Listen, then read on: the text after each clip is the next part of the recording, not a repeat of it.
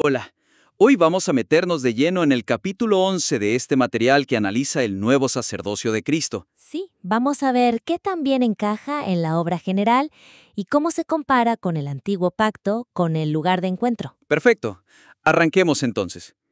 El primer punto, el capítulo, presenta bien el sacerdocio de Cristo como el que activa la redención, ¿no? Sí, eso está claro. Pero quizás su conexión con toda la estructura del libro podría ser más fuerte.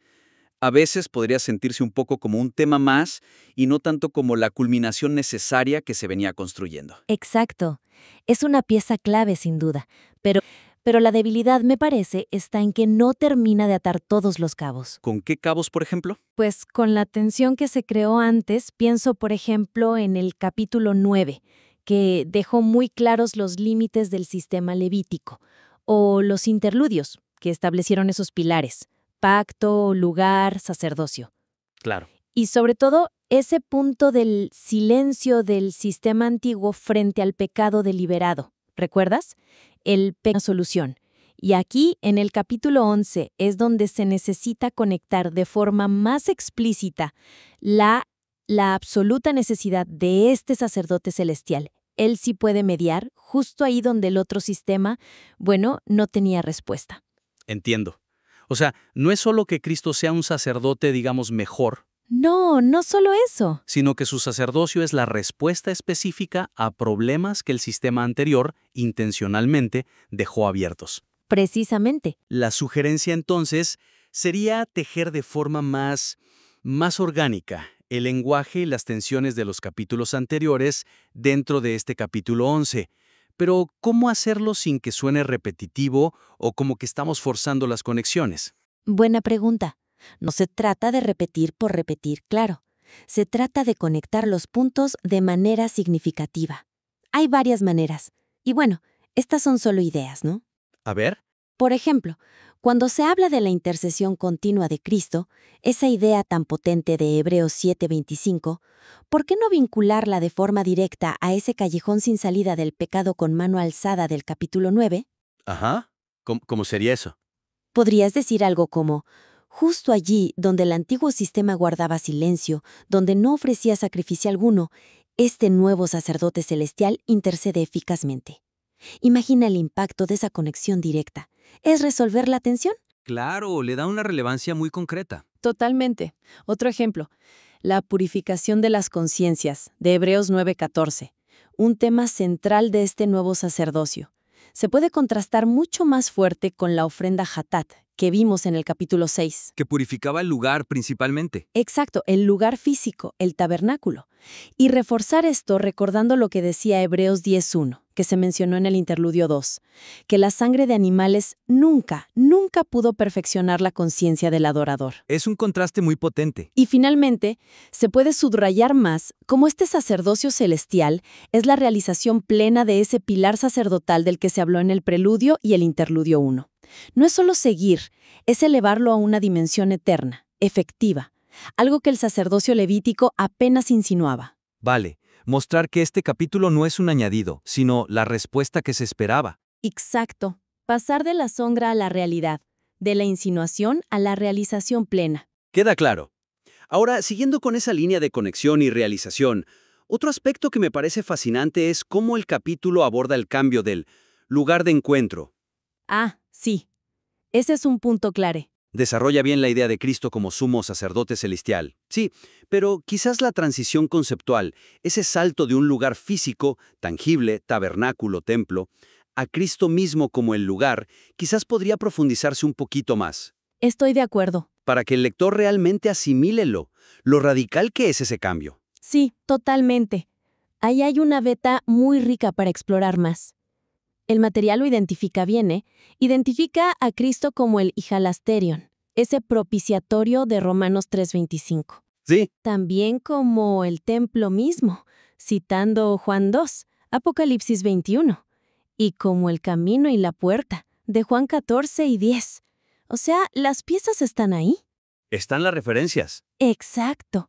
Pero la magnitud del cambio, la revolución que significa pasar de buscar a Dios en un espacio físico, geográfico, consagrado, a encontrarlo plena y directamente en una persona divina. Eso, creo, podría destacarse más. Es un giro copernicano, ¿no? Sí lo es. Y específicamente, la conexión entre la purificación del lugar en el antiguo pacto. Recordemos la Jatá del capítulo 6, su rol en mantener el santuario funcional, que también se mencionó en el interludio 1, y la persona de Cristo como el nuevo, vivo y purificado lugar. Ese puente necesita ser más explícito. ¿Cómo se conecta esa necesidad de purificar lo físico con la realidad de una persona como lugar de encuentro? Es una buena pregunta. Exacto. Entonces, no basta con afirmar que Cristo es el nuevo lugar. Hay que mostrar cómo su ministerio sacerdotal redefine y cumple esa necesidad de un lugar purificado. Justamente. El énfasis debería estar en que el acceso ya no es geográfico ni arquitectónico, sino personal, relacional, centrado en él. ¿Cómo se podría articular eso con más fuerza? Exacto. Mostrar el por qué y el cómo. Y hay varias formas de hacerlo más palpable, más vivo. Una podría ser, por ejemplo, contrastar directamente el caporet físico. La cubierta del arca. Esa misma, mencionada en el preludio, descrita en Éxodo 25, que se rociaba con sangre animal una vez al año.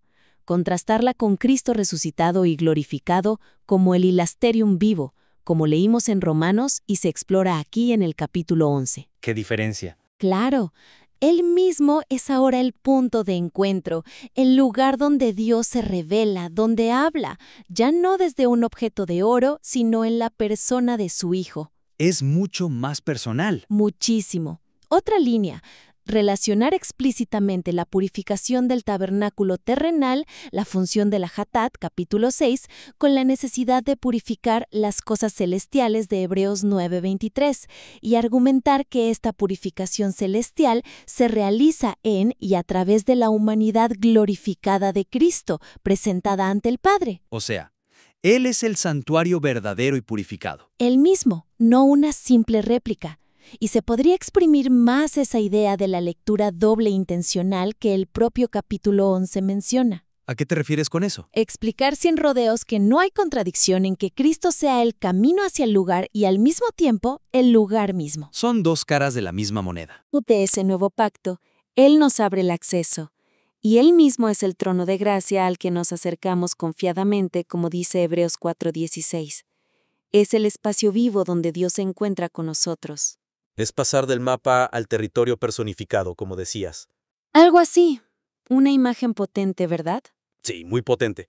Y fíjate cómo todo esto nos lleva de forma natural al tercer punto que queríamos tocar, el contraste entre el antiguo y el nuevo pacto. Claro, todo está conectado. El capítulo hace una distinción crucial y muy necesaria entre la cruz como el fundamento del pacto, El evento histórico. exacto, y el ministerio sacerdotal celestial de Cristo como su aplicación continua. La función actual. Esa diferencia es vital para entender por qué el nuevo pacto es superior. Sin embargo, quizá ese contraste podría dibujarse con líneas todavía más nítidas, ¿no? Frente al modelo levítico, para que no quede ninguna duda de la diferencia cualitativa. Totalmente de acuerdo.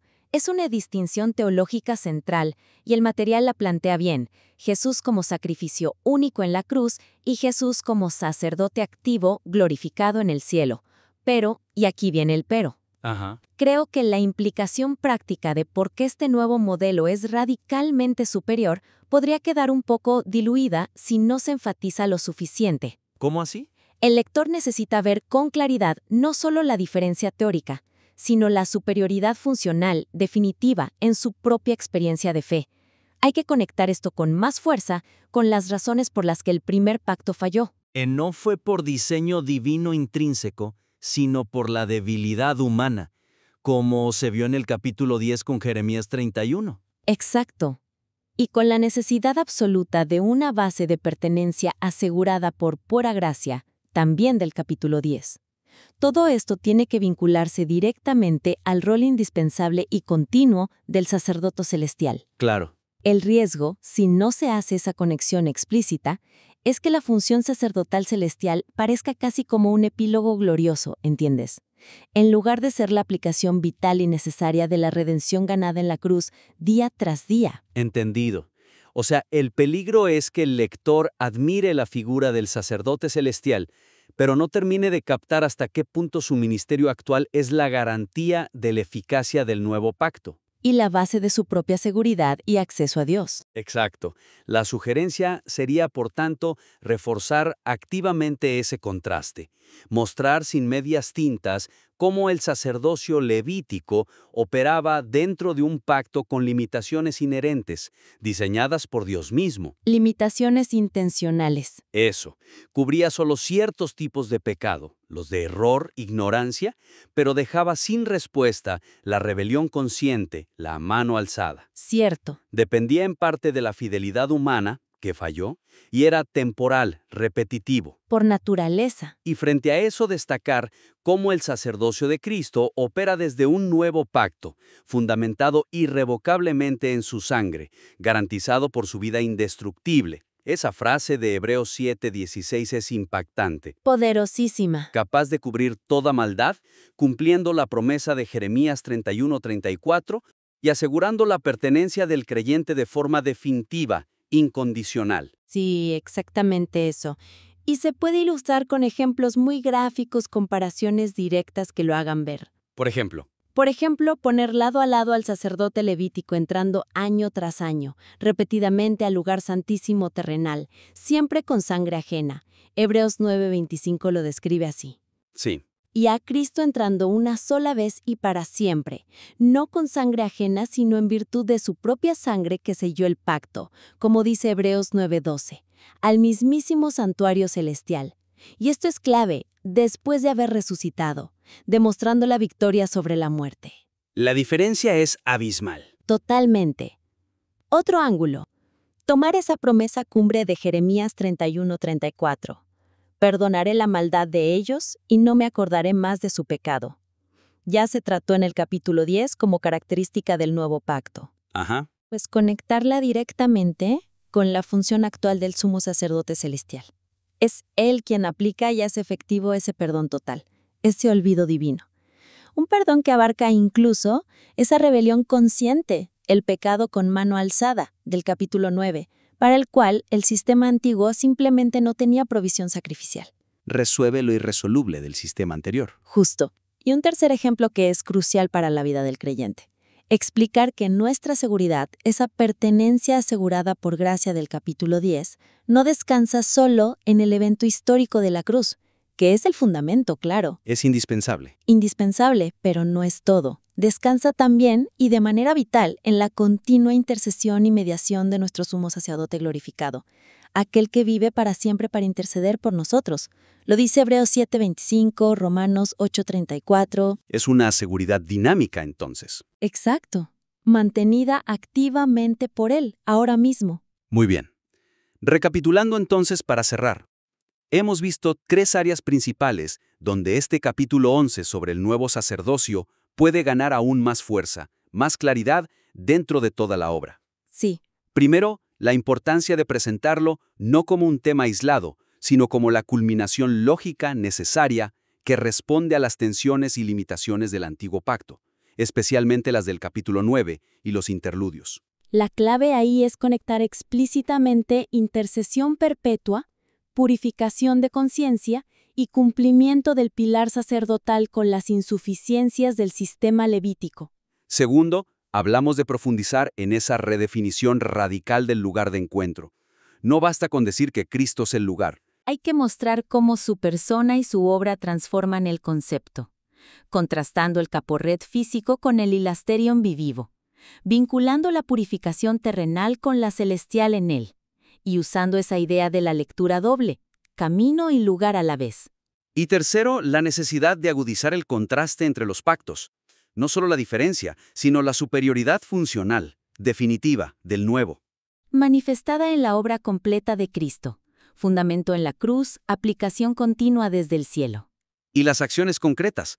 Contrastar las entradas al santuario, vincular el perdón total de Jeremías a la función actual del sacerdote, y fundamentar la seguridad del creyente en la obra pasada y en la intercesión presente. Al final, creo que lo más importante es reflexionar cómo todo esto impacta nuestra vida diaria de fe.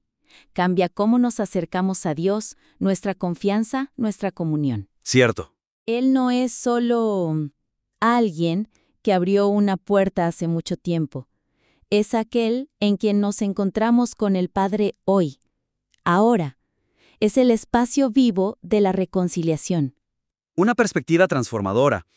Bueno, como siempre, animamos a todos a seguir explorando estas ideas y, por supuesto, si tienen material propio que quieran que analicemos, no duden en enviárnoslo para futuras conversaciones como esta.